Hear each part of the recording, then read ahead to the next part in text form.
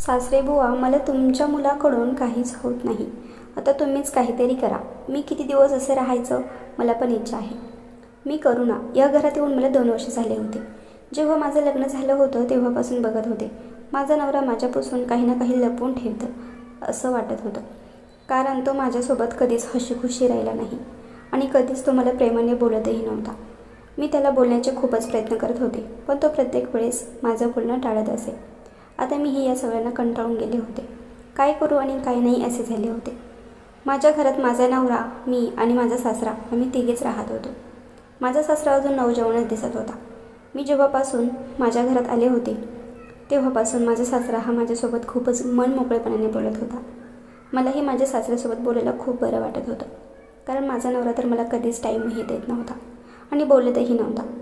पण माझा तरी कसा वेळ जाणार म्हणून मीही माझ्या सासऱ्यासोबत टाईम घालू लागले होते. आता आमच्या दोघांचं बोलणं खूपच वाढलं होतं. आमच्यातला जवळपणा वाढला होता. एके दिवशी असेच हसता हसता तो मला म्हणाला, लग्नाला 2 वर्ष होत आले आहे, तरी पण तू काही मला नातू दिला नाहीस, मला काही आजोबा बनवलं नाहीस. माझ्या तोंडातून शब्द निघाले, याच्यात माझ्यात तरी काय दोष आहे? तुमचा मुलगा माझ्यासोबत असं वागत आहे, त्याच्यामध्ये ती क्षमताच नाही. त्याच्यात मी काय करणार? माझ्याकडे काय दोष आहे? मी असं म्हणताच माझ्या सासऱ्याच्या तोंडातून शब्द निघाले, त्याच्यात जरी काही दोष निघाला तरी मी आहे ना. मी त्याला परत विचारलं, काय काही म्हणाला आहात का? तेवढा तो म्हणाला, तू ऐकला आहेस, नाटक करू नकोस. मला त्याच्या बोलण्याचं हसू आले आणि तो मला म्हणाला, मला माहिती आहे म्हणून, पण आपल्याकडे पर्याय नाही असं नाही. तुला जर हवं असेल तर सांग तसं. आपल्याकडे कशाचीच कमतरता नाही. आणि मग त्याचीच कमतरता का होईल? मला माझ्या सासऱ्याचं बोलणं कळलं होतं. मी त्यावेळेस गप्प राहिले. पण मी माझ्या सासऱ्याच्या बोलण्यावर विचार करू लागले. लोकांचे बोलणे ऐकून घेण्यापेक्षा हे केलेलं बरं. आणि मग मी ठरवलं, मला आई व्हायचं आहे. संध्याकाळी जेवण वगैरे झाल्यावर मी माझ्या सासऱ्याच्या रूममध्ये जाऊन बसले आणि त्यांना मी या बारात बोलू लागले.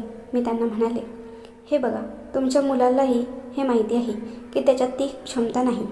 मलाही माहिती आहे आणि तुम्हालाही माहिती आहे. पण लोकांना माहिती नाही. लोक मला नावं ठेवतात. अजून मूलबाळ नाही. आता मी हे कुठपर्यंत सहन करायचं? सासरे बुवा, मला तुमच्या मुलाकडून काहीच होत नाही.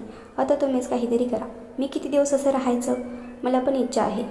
तेव्हा तो म्हणाला, अगं, मी कधी नाही म्हणलो आहे. तू फक्त एकदा हो तर मान.